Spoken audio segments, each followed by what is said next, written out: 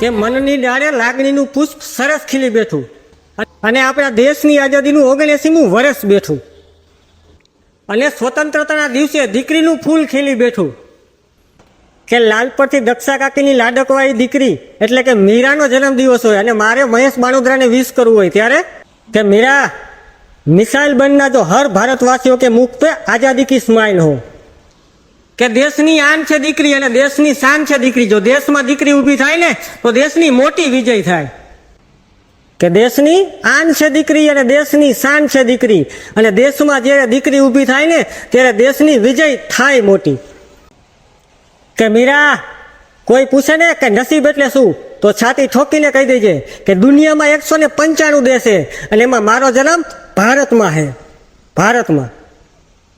Happy birthday to you Meera. જય હિન્દ, જય ભારત।